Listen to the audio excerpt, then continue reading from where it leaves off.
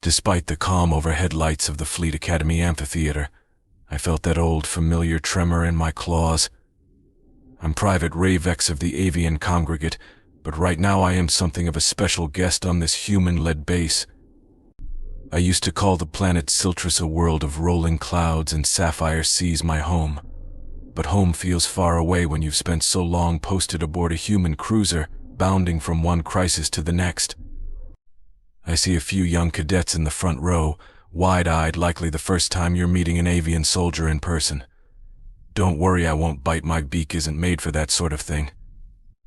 A human officer I deeply respect insisted I come back here to recover. Evidently, ramming your shoulder into a blast door while evacuating civilians from a pressurized corridor is frowned upon by the medical staff. Captain Simone Alvarez, our commanding officer, decided that if I couldn't be on active duty, I might as well put my experiences to good use and lecture at the academy. So here I am, half a wing in a sling, standing in front of a bunch of bright-eyed recruits, about to tell you how humans simultaneously terrify and amaze me. My caretaker during convalescence, Lieutenant Nia Tan, said the best way to handle a group of inquisitive cadets is to speak honestly, with plenty of stories. And well, I've got plenty. The professor here, Dr. Malhotra, if I recall, nudged me to the lectern earlier and said, "Private Ravex, your perspective would be invaluable for our new recruits, especially those aspiring to join the interspecies arm of the fleet." So that's what I'll do, give you the story, unfiltered, of what it's like to serve alongside humans. Private Ravex, Dr. Malhotra says, addressing me from the side of the stage. Whenever you're ready, she is a short, stately human woman with her dark hair pinned in a neat bun, wearing the fleet's formal gray uniform. Her eyes sparkle with curiosity. She's the one who arranged this talk, after all. I clear my throat, mindful that my voice can sometimes come across as raspy. Avian vocal cords aren't quite as fluid as human ones.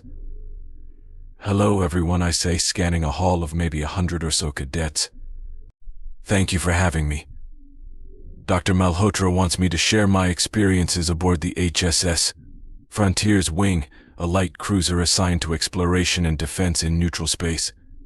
I've served there for the past 3 standard years." I can sense the hush that falls over the room. Even if we're not on a war footing these days, humans seem naturally inclined to quiet down and focus when a soldier steps up to speak. I guess that's part of what makes them so disciplined and occasionally intimidating. To start with, I continue. When I first arrived on a human ship, I had no idea what to expect. I only knew humans by reputation, the warm-blooded species from a so-called Deathworld, unstoppable in resilience and ferocious when cornered.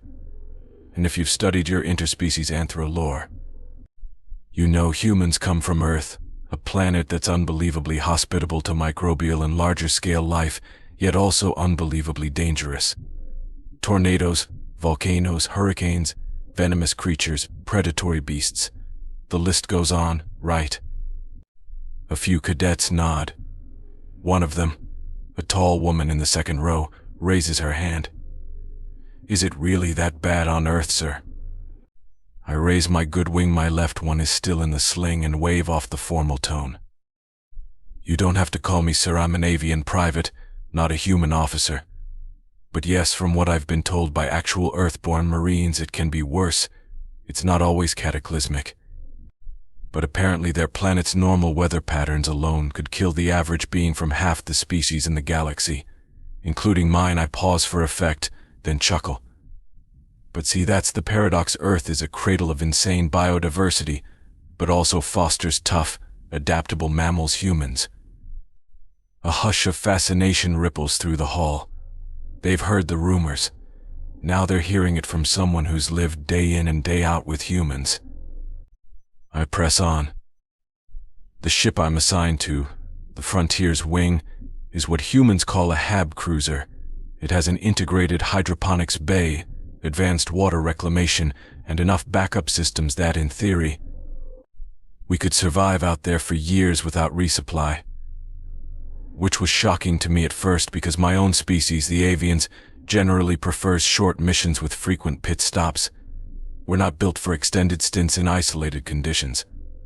My species also tends to prefer cooler, stable climates with minimal turbulence. Humans, on the other hand, set the internal temperature of the ship to something that's borderline warm for me, and borderline chilly for the reptilians you might see around the galaxy. Yet the humans are comfortable. It's remarkable how wide their tolerance is. In the front row, a young man with curly hair scribbles notes frantically. He glances up. "Private, do humans really handle temperature extremes so easily? I mean, we've studied it, but is it really that big a gap?" I smile, tucking my wings in a little closer. Absolutely. I once saw two human Marines, Sergeant Patel and Corporal Davison, do an impromptu run through the airlock to fix a valve while the hull temperature was over 50 Celsius from solar exposure on one side, and the interior corridor was maintained at around 22 Celsius. That's almost a 30-degree difference. They hopped back and forth twice in less than 15 minutes, just wearing standard environment suits, and they brushed it off as if it were routine. Trust me, it isn't routine for the rest of us. There's a low whistle from somewhere in the crowd. A swirl of admiration and disbelief, exactly the reaction I remember having. Now, let me talk about the chain of command. Captain Simone Alvarez is in charge, a short, lean woman with dark hair that she keeps in a severe ponytail and eyes that seem to dissect you whenever she looks your way. She has the presence of a mountain. If you can imagine that on someone so physically small. Her motto is, "If I can do it myself, I will so." She's constantly walking around the ship, personally checking on different sections. She'll pop into the engine room or the hangar to see if we're doing okay. Makes you think you've messed up or something, but in reality she's just engaged always. A cadet near the back, adjusting his cadet cap, calls out, "That's got to be a little unnerving. Is it?" I chuckle, remembering my first few encounters with Captain Alvarez stalking the corridors. Sure is. For the first week I thought I was in trouble every time she appeared. She has this intense stride like a predator on the hunt. But no, that's just her approach. She wants to make sure she never loses touch with her crew, and if you prove you know your stuff, she's fiercely loyal. I inhaled deeply, my chest feathers fluttering. Her executive officer is Commander Yvonne Pierce. She's taller, calmer, and has an uncanny knack for spotting weakness in systems or people. She's not cruel, but she's incisive. She picks you apart if you're lying or trying to cut corners. That said, she also sets a high standard. On the flip side, she's the kind of person who would stay up all night reprogramming a malfunctioning drone if it meant you could sleep. A ripple of fascination. I can see the wheels turning in these cadets' heads. Humans can be strict, but also unbelievably dedicated. That's what you sign up for when you step on a human ship, intensity tempered by surprisingly earnest camaraderie. I flex my bound wing, forcing my face not to grimace. You've probably noticed I'm not in perfect shape right now. That's because on my last mission, we had to do an emergency evacuation on Station Adira, an old orbital outpost near the edge of neutral space. Some sabotage or accident, still not sure which, caused the station to decompress in several sectors at once. The short version is I got slammed by a malfunctioning blast door. Humans built the door, mind you. So maybe that's just another testament to their robust engineering, I add, half-jokingly. A few laughs echo back. One cadet in the second row stands. But you're okay now, mostly. Thanks to the first aid spray humans carry everywhere, I answer. They have these little aerosol canisters that seal wounds, keep blood, or in my case, hemolymph plasm inside, and block out contaminants. I was pinned, losing consciousness. Next thing I know, a human medic petty officer row is stuffing me full of the stuff and sealing my bleeding.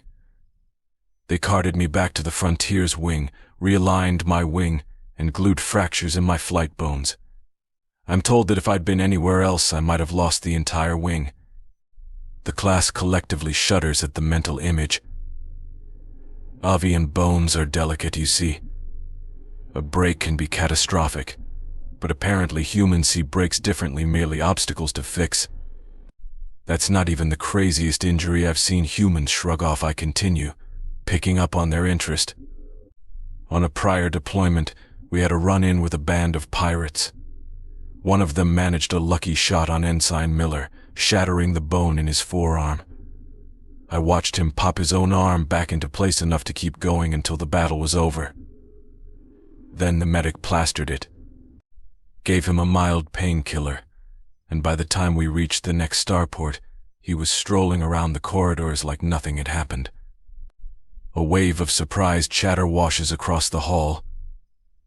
They want to know more, but I can see Dr. Malhotra motioning for me to keep the narrative flowing. She wants the big stories that illustrate who humans are, deep down.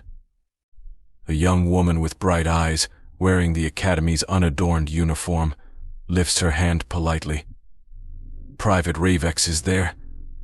Well, is there a time humans' resilience or spirit specifically saved your life? I let out a soft caw of amusement. Plenty. Let's talk about the time a monstrous apex predator nearly turned me into dinner, all because of a mission gone sideways on a so-called frontier planet.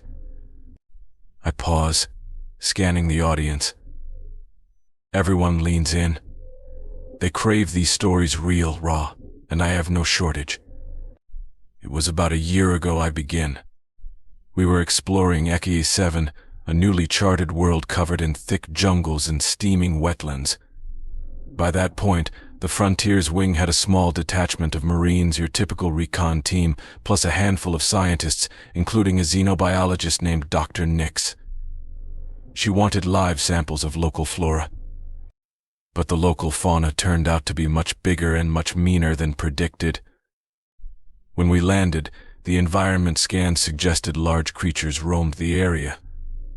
But we didn't realize just how large until we practically walked into one, a massive, 8-legged reptilian predator with jaws bigger than a standard hover jeep. Its scales were black-green, mottled with stripes that blended seamlessly into the undergrowth. Dr. Nix recognized it from half-baked Xena reports in Ekin Apex. My guess is the Universal Translator struggled to name it properly. It's basically an advanced kill-on-sight threat. Long story short, we were pinned near a rocky outcropping. The apex charged and I tried to flare my wings to make myself look bigger. Common intimidation technique, you see. That didn't impress the monster. It swiped me with a massive forelimb, and I felt my breath leave as I slammed into a rock face. My vision blurred, and I was certain I'd never see the sky again. The memory alone sends tremors across my feathers. I shake them out and continue. In that moment I thought I was finished. But 3 humans leapt between me and the apex: Lieutenant Corey Lane, Sergeant Patel, and Dr. Nix herself, who was absolutely fearless. Lane hurled a flash grenade to stun the beast. Dr. Nix fired some specialized tranquilizer she'd concocted on the spot. And Patel dragged me out of the apex's path. I was in so much pain that I could hardly breathe. But what I remember most is hearing Dr. Nix yell, "We are not losing Ravex today," in a voice that could have shattered starship plating. That fight was savage. The apex roared, swiped again, nearly knocked Patel aside. Lane managed to wedge an explosive charge under its scaled belly, while Dr. Nix jabbed it with syringes the size of my forearm. I was still fading in and out, but I'll never forget the adrenaline surging through that tiny team. They refused to give up.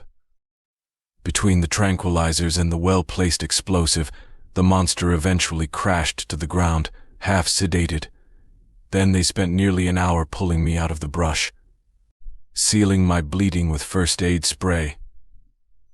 Even used a partial exoskeleton brace to keep me from flailing or dislocating my shoulder further.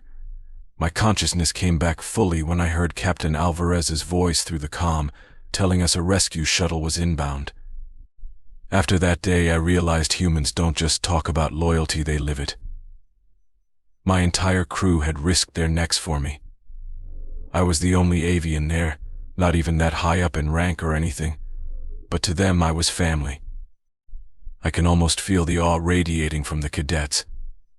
Some of them glance at each other, murmuring about how intense that must have been. Dr. Malhotra steps forward, all 3 HoloLenses of her overhead display showing different angles of a giant reptilian beast from some archived footage. Must have pulled that from the Frontier's Wing mission logs. Ladies and gentlemen, as you can see, Dr. Malhotra addresses the class.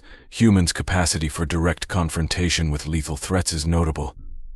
But so is their skill in using technology like specialized tranquilizers to avoid unnecessary deaths when possible. This dual approach is key to interspecies relations. She turns to me with a polite nod. Thank you, Private Ravex. Please continue. Right, I say, fluffing my crest. Let's talk about social dynamics. You might have heard that humans form cliques or tribes naturally. It's not just rumor. Spend a week on a human ship and you'll notice smaller, tight-knit groups spring up: the engineers clique, the marines clique, the science clique, the bridge clique. Each has inside jokes, shared experiences, or even certain jargon. And while these groups might tease each other, they also help define friendships and loyalty. At first, it can be intimidating to figure out which group you belong to, if any. But humans are also surprisingly inclusive. They'll adopt you if you share some common ground.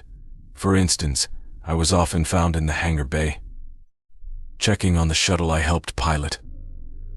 I ended up bonding with the mechanics crew chief Amani in particular over the intricacies of calibrating a thruster for avian use. Next thing I know, they're inviting me to their after-hours card game. That's how you break and share a laugh. Learn an inside joke. Prove you can hang. Eventually, you're just one of them. A cadet, this one with an insignia that suggests a future engineering path, nods vigorously. So they don't just exclude non-humans. I laugh. No, not at all. They might test you a bit, light teasing, or some newbie pranks, but if you show you can roll with it, they'll bring you in. It's not about species, it's about vibe. Humans love to talk about finding your people, even among aliens. If you handle their humor and their weird food, they'll treat you like family. At the mention of food, half the room perks up. It's universal. I suppose that cadets are always hungry. I decide to indulge them a bit. Humans have an insanely broad palate, I say. They eat spicy, sweet, salty, sour, bitter, sometimes all in the same meal. I once saw Ensign Ju devour something called kimchi, which is basically fermented vegetables in a chili paste that could melt my feathers off. She was calmly eating it while reading a data slate, not even breaking a sweat. Meanwhile, I, from a species used to mild seeds and grains, nearly fainted from the scent alone. But what's fascinating is that humans see mealtime as more than nourishment. It's bonding, celebration, stress relief. On the Frontier's Wing, dinners can turn into lively banquets if we've just completed a successful mission. Or they can be solemn times to remember lost comrades. I see a few cadets looking at each other, perhaps imagining these grand feasts in the cruiser's mess hall. Look, it's not all glamorous. Rations can be bland, and sometimes we're too busy for a proper meal. But humans collectively try to elevate even the simple act of eating into a moment of fellowship. A slender cadet in the middle row lifts a hand. Private Ravex, humans are known for being, well, lethal in war. They've fought so many conflicts. Have you witnessed that firsthand? How do you reconcile their compassion with stories of them waging devastating campaigns? I pause, collecting my thoughts. The hush in the amphitheater is absolute. I've seen them fight. I answer softly, on 2 occasions that come to mind. Once against pirates, once against a rogue planetary militia. It was brutal. When threatened, humans do not hold back. They have an entire doctrine built around overwhelming force if necessary. They'll fight to protect themselves, their crew, their allies, or innocent colonists. And they'll use horrifying weapons, kinetic rifles, orbital strikes, infiltration drones. But I've also seen them do everything in their power to avoid bloodshed. They'll attempt negotiations, they'll provide medical aid to wounded enemies, they'll sabotage enemy weapons rather than kill if it's feasible. It's as if they have two modes: help everyone survive and, if forced, end the threat quickly. I think the difference lies in how they value life. They hate seeing innocent people suffer, and they'll risk their own lives to protect others like they did with me. But if someone is unequivocally an aggressor, they can unleash a frightening level of violence. The cadet's brow furrows. So, they value life, but won't hesitate to kill. Yes, I confirm. It sounds contradictory, but for humans it's about defending what they hold dear. If you threaten that, they'd rather end you than risk letting you hurt anyone else. And if you ever watch them in a crisis or in a rescue situation, you'll see how dedicated they are to preserving life whenever possible. I glance at Dr. Malhotra, who's encouraging me to share more examples. Another story: we had a brief shore leave at Oasis Colony, a terraformed environment with huge glass domes. It was supposed to be a peaceful break from active duty, but a fire broke out in the agricultural district, caused by an electrical short near the irrigation pumps. The entire greenhouse dome threatened to collapse from the intense heat. People were trapped under debris. I was in an observation post, staring in horror as one of the walkways collapsed. Who do I see, sprinting straight into the flames? Half my Marine squad: Corporal Reyes, Corporal Singh, and Private Barlow. They formed a chain, pulling civilians out through walls of fire. I, being an avian, struggled with the intense heat. My species can overheat and pass out, so I ended up ferrying supplies from a safer vantage, dropping canisters of that first aid spray wherever they needed it. In the aftermath, Corporal Reyes had second-degree burns across her arms, Private Barlow dislocated his shoulder, and Singh inhaled enough smoke to darken his lungs. Yet they all survived, thanks to advanced med tech. The next day, they were joking about how they needed a tropical vacation without the pyro show. It's that kind of gallows humor that helps them process trauma. But the point is, they never stopped to question whether it was too dangerous. They just jumped in to save lives. I see the young cadets exchange glances, some leaning forward like they can't believe humans can be that simultaneously reckless and noble. Gathering my thoughts, I summarize. What I've learned being side by side with humans is that they have a deeply ingrained sense of communal responsibility, possibly because on Earth, survival depended on cooperating against a harsh environment. They're not angels, far from it. They can be petty, they can be aggressive, and they can certainly be arrogant. But when everything's on the line, they'll fight for you just as fiercely as they'd fight for themselves. A cadet with turquoise highlights in her hair scribbles notes, so they don't see other species as lesser. I wag my beak side to side in my people's version of a shrug. They can. Some humans are xenophobic, some are prejudiced. But in the fleet, you're expected to treat aliens with dignity. Honestly, the majority I've met are curious, open-minded, and downright excited to meet someone from a different planet. Some of the best friends I've made out here are humans who wanted to learn about avian culture. They'd ask me what music we like, what flight rituals we have, even how we name our hatchlings. It's that curiosity and empathy that keeps me going. We reach a natural break. Dr. Malhotra invites questions from the floor. Immediately, half a dozen hands shoot up. She points to a tall man with an insignia marking him as a prospective medical officer. Cadet Private, how have you personally adapted to living under higher gravity or different environmental controls that humans prefer? Me Ravex, I do daily physiotherapy. My species thrives in moderate gravity, about 0.9 standard G. Human ships often keep it at 1.0 or sometimes 1.05 to match Earth standard. Doesn't sound like much, but it adds up. My muscles get sore. My wing membranes ache if I try to extend fully. So the humans have kindly adjusted certain rec areas for me, providing slightly lower gravity so I can maintain my aerial forms. It's not perfect, but we compromise. Another hand goes up this time. A short, serious-looking cadet. Cadet, what about cultural misunderstandings? Have you ever offended them accidentally? Me Ravex, oh yes I say, eliciting light laughter.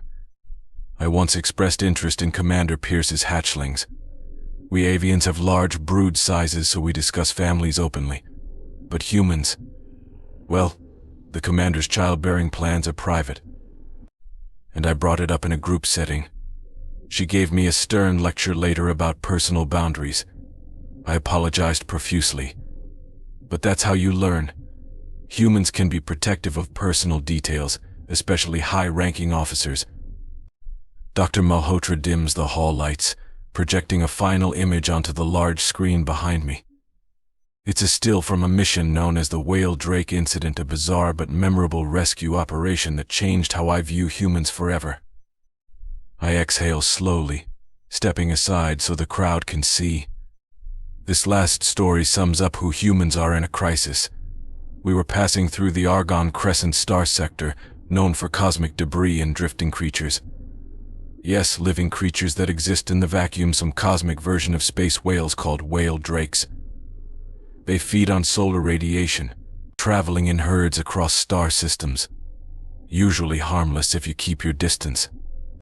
But we found a small one tangled in netting, likely left over from some unscrupulous pirate or black market operation. The poor thing was near death, being dragged by a chunk of debris. Captain Alvarez had a choice: ignore it, because it wasn't our mission, or intervene. Humans being humans. We intervened. We deployed a specialized salvage rig with manipulator arms and cutting lasers. The idea was to free the whale drake from the netting, but as soon as we got close, the mother whale drake arrived, massive, easily half the length of our cruiser. She was panicking, sending out these deep subsonic rumbles that rattled our hull. If we messed this up, the mother might crush us in her attempt to defend her offspring. In the heart of it, Captain Alvarez took manual control of the salvage rig herself, edging it around the juvenile. Meanwhile, Dr. Nix, yes, the same fearless xenobiologist, guided the lasers to slice netting strands without harming the creature's hide. The mother started thrashing about, smashing solar debris to bits. One wrong move, and our rig would be next. I remember holding my breath in the cargo bay, feathers shaking. Commander Pierce was giving status updates. The tension was so thick you could feel it in your chest, but the humans never wavered. They kept coaxing the mother with soft lights, calm pulses from the comm. They used everything from flickering luminescent panels to carefully modulated sound waves, hoping the giant beast would sense we weren't a threat. Inch by inch, the net came loose. The juvenile drifted free, battered but alive. The mother slowed her thrashing, let out a low, resonant hum. It was like she was thanking us in her own cosmic, incomprehensible way. After the mission, I recall Captain Alvarez leaning back in her seat, letting out this enormous sigh of relief. Her entire body was trembling. That's when it hit me: humans act fearless, but they feel the terror just as keenly as the rest of us. They push through it out of sheer determination, out of compassion, out of something I can't fully define. But it's real. I let that story hang in the air. The entire amphitheater is silent. Dr. Malhotra gives a soft nod, then steps forward. "Thank you, Private Ravex. That was enlightening." One last question arises from a cadet in the front. What do you believe we non-humans should remember most when serving alongside them? I give the best answer: I can never underestimate their capacity for selflessness, or their capacity for destruction. They're complicated, just like any species. Get to know them, respect their boundaries, learn their humor. Yes, it can be weird, and accept that sometimes they'll do things that scare you. But if they call you a friend, You'll have no better ally in the galaxy. I glance at Dr. Malhotra, who signals that our time is almost up. I gather my notes, step away from the lectern, and give a short bow in avian tradition. The cadets applaud, some with reserved courtesy, others more enthusiastically. I can tell they're already rethinking everything they know about humans. That's the hope anyway, because I'm shipping back out to the Frontier's wing as soon as my wing finishes healing, and I want to see more of that big, bewildering galaxy out there. I want to stand shoulder to shoulder, wing to shoulder beside the humans who saved my life, and maybe return the favor.